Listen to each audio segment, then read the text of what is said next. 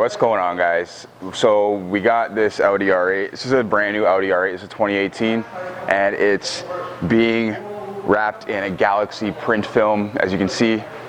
So this film is super tacky, and it's not easy to work with. It's very thick.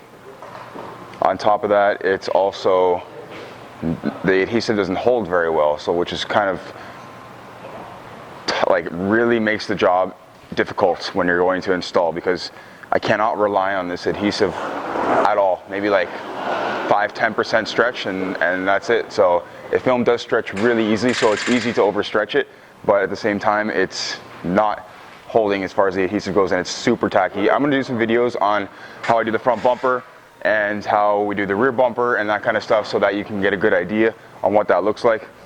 The owners asked that we don't take that kind of stuff off, so we're going to leave that on. It's masked off, the rear bumper is masked off, and we're going to bang them out pretty much right now.